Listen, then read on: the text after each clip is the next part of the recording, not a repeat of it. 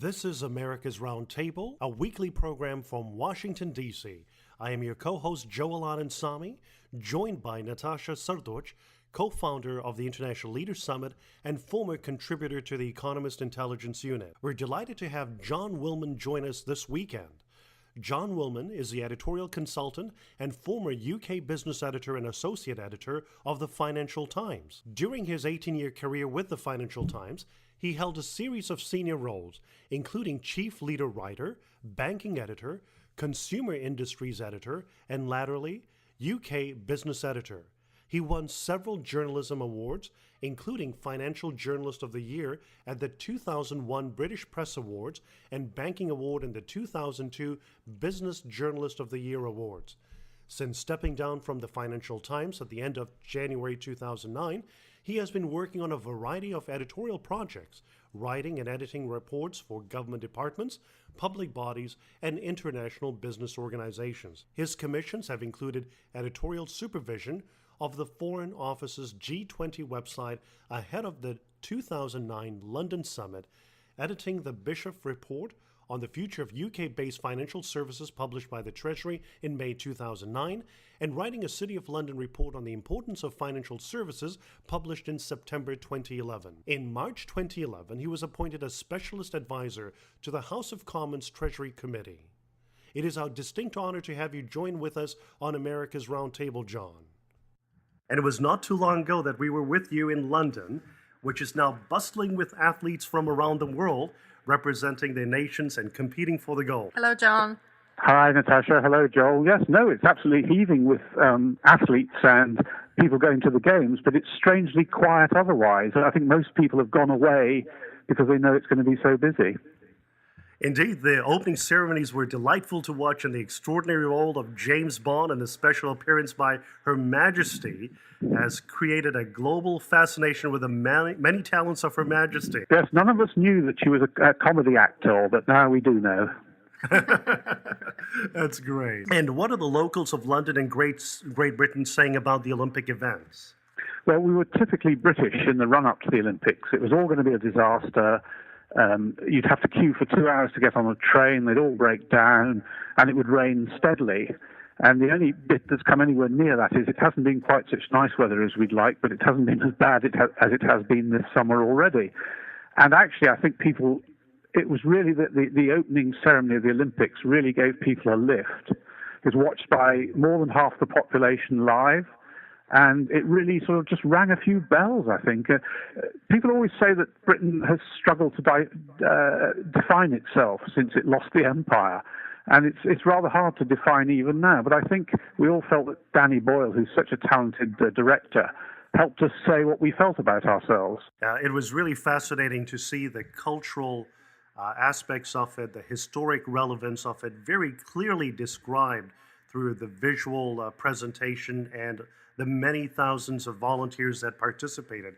It was truly a sight to see. And I think everybody says it's the best so far, but I must say I would think that when Brazil does it in 4 years' time, when Rio does it, they'll probably do better still with their great traditions of carnival. Certainly, yes, indeed. John, during this important segment, we would like to hear about your analysis and perspective on Europe's current challenges, take a look at the UK economy and the Eurozone crisis, and have a discussion on solutions to the current woes. For our listeners in America, the integrated transatlantic economy is not clearly explained or defined by political leaders, and unfortunately, we would say those in the public square. And most importantly, we live in an area where the integrated transatlantic economy does matter, and when the economies of both the US and Europe are vital. It is interesting to note a few statistics provided by the U.S. Chamber of Commerce, which describes that the European Union good exports to the U.S. in 2011 was at about 260 billion euro, and the European Union goods imports from the U.S. in 2011 was at about $184 billion. The trade in services also indicates that the European Union services exports to the U.S. in 2010 was at 127 billion, and the EU services imports from the U.S. in 2010 was $130 billion.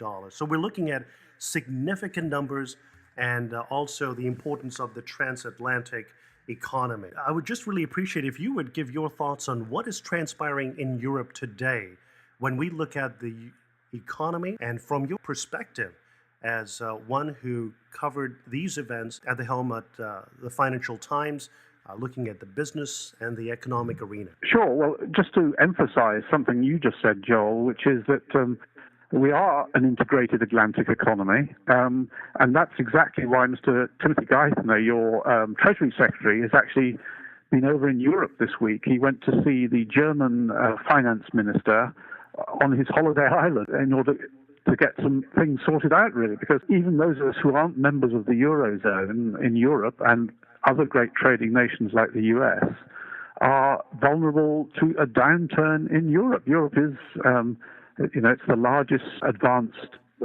economy. It's got a bigger population and a bigger sized economy than the US, although not in terms of per head. And it's just a very important part of the motor of the world's prosperity.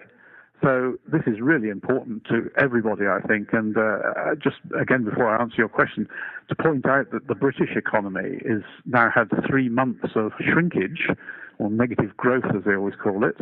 And I think probably the best explanation of why it's continuing to shrink when actually the economy at home doesn't seem to be doing too badly is that we're not being able to sell as much stuff to Europe, which is where we send the majority of our trade. So you said, what do we see as the problem over here? I think it's a very interesting instance of if you'd started from here, we might never have set the euro up. I remember when the euro was created about 20 years ago, and I was working at the Financial Times as a leader writer at the time. We had big debates about what leaders we should be writing about this, and we supported the creation of the euro because we've always been a very keen pro-European newspaper at the FT, but we didn't think it was time for Britain to join yet because the economic conditions weren't right for what was really a political move. You have to get the economy right first, and then the politics will follow. But the other countries managed to persuade themselves they should all join up, and then they set some criteria for joining up, and then they quietly forgot those criteria because other countries were so keen to join, and that's when the time when countries like Greece and Portugal joined the euro. So what you've got is an attempt to create a single currency zone when the economies of all the members of the euro are all quite different in various ways. You've got Germany, which is a huge manufacturing economy, and then you've got other economies like Greece, where nobody's quite sure what they make, but they do make some things. And then you also have economies with huge trade surpluses like Germany again, and huge trade deficits among others. And how do all these things balance out between them? And everything went fine for a long time, as we all know. It was really doing terrifically, because as long as the economies kept growing, the rising tide lifts all boats, and everybody was doing fine. But when it came to the crisis that began in 2007, suddenly the cracks that had been papered over were revealed when the tide went back out again.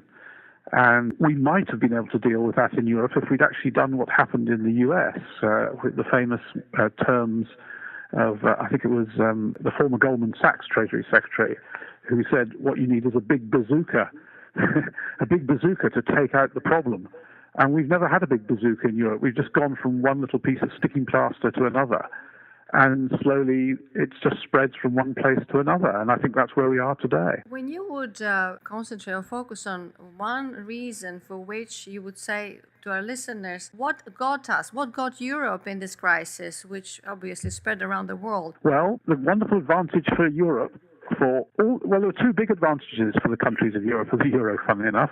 The first was that it locked in their exchange rates with each other, and the 17 member countries did a lot of their trade with each other. For a long while that was okay, but if they hadn't had locked exchange rates, if they hadn't been in the euro, the German currency would have had to rise because its economy was growing so strongly, and the economies of countries like Greece and Portugal would have had to fall because they weren't performing so strongly. So that's the first thing. There's no mechanism for adjustment, and that's the huge advantage that Britain has, that we're outside the euro, and as soon as the crisis struck, we were able to devalue quite a lot without anybody quite noticing, because it's not done officially. It just drifts down the exchange rate.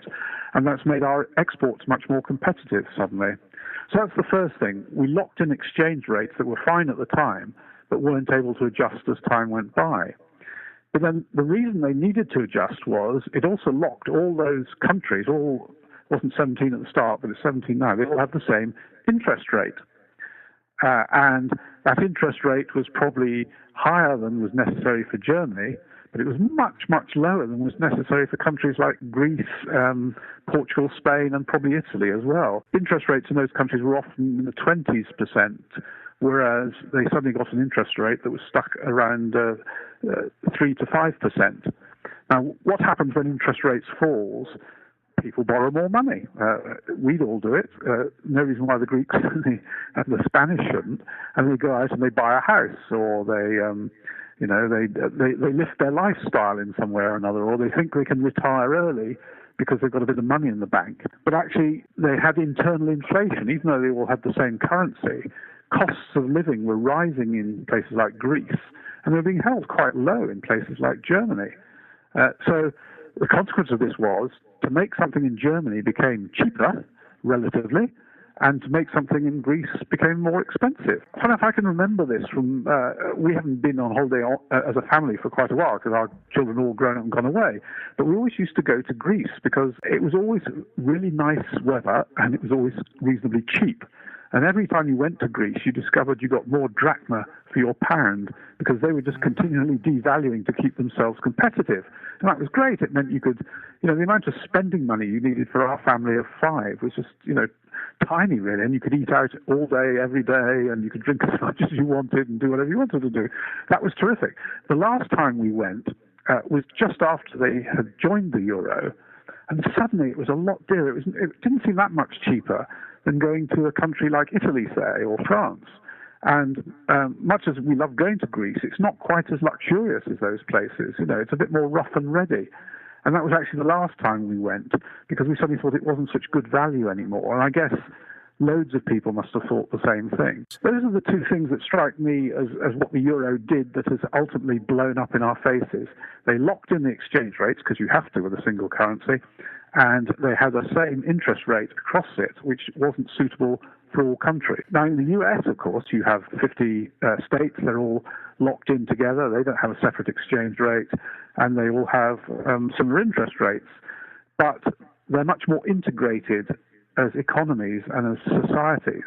And when unemployment gets bad in, say, as it did in the 1930s, Oklahoma, people get in their cars and they drive to California in huge numbers. That doesn't happen in Europe. We do have some cross-border travel, but because of language differences, cultural differences, it's just not on the same scale. So all the things that help economies balance out and stay in the same currency zone really aren't there in Europe. But it took the crisis to reveal that. As you mentioned Greece, just to remind our listeners that Greece is in 5th year of recession, and the European Commission's previous forecast was a 4.7% contraction for this year. But from the last data, it seems that Greece is going to shrink more than 7% this year. There's a looming crisis. Crisis has been already there for a time. There's a postponement of structural reforms ranging from privatization of state-owned companies to liberalizing the services sector. There's a need to overhaul the tax system and crack down on significant tax evasion in Greece. And this is all put aside for now. At the moment, Greece is looking for and asking for extension of bailout. Do you think that Troika, as they're called, the European Commission, the International Monetary Fund, and the European Central Bank, are going to let Greece another extension of the next actually 31 billion euro installment of funding, which was slated to be disbursed in September? Well, it's already overdue, actually. It was supposed to come in June, but they had a second election, so it was put off till September. But no, you're right. My own view is they probably won't be prepared to make any concessions because they've already been stung several times. The Greeks have constantly promised to do things, but their political circumstances at home, I'm not just blaming corruption or something, it's very hard to drive through these sorts of changes. They're very unpopular. And incidentally, a good example of what you were talking about was that one of the things that really annoys the Germans is that I think Germans have just had their retirement age raised somewhere into the 60s. But in the Greece civil service, I think they can retire at 50 on a nice fat pension. Now, the Greek economy is just not productive enough to support that sort of lifestyle. That's the honest truth. But then you have to take it away from people. You have to cut their benefits, cut their pensions, say you've got to work on for another 10 years, and you can imagine how popular that is. But this is it. Here's the thing. Every 3 to 6 months, for the last 3 years, really, there's been a crisis about the euro. And each time, people say more and more insistently that Greece cannot stay in the Eurozone. It's just, it can't stay. And this really rose to a crescendo in the spring when people were saying, I went to conferences where I heard really distinguished former members of the European Central Bank Board and the Bundesbank saying, they'd been given this one last chance, but in their opinion, they'd be out within another 3 months. And then suddenly, a very unpalatable truth revealed itself in Europe, which was this: you might have to spend another £100 billion or euros or dollars to keep Greece in that you haven't yet agreed to spend. But if you let Greece fall out of the euro, the cost could be trillions of dollars. And why is this? If Greece fell out, all the markets would then turn their attention to the next weakest member, which might be Spain or Portugal. And then after that, Italy. And then after Italy, probably the weakest country, the weakest economy is France's. So you can see, you can't just let Greece go and that's the end of the story. The story will continue. And plus, if you let Greece go, there'll be more losses for the banks in Europe that have lent them money. There'll be losses for the central banks, which has lent them money in some cases. And then that causes a crisis in those countries too. So it might be very unpalatable, but it's much, much cheaper to try to keep Greece in the euro than to let them fall out. Nobody knows quite what the cost is of letting them fall out, but we just know it's going to be much, much bigger. And it could lead to a 10-year recession. And then it could also lead to the sorts of conflict, the conflicts, ethnic conflicts, national conflicts that Europe has seen all too much of in the past. So suddenly the talk of we must let Greece go dried up because people suddenly realized what the cost might be.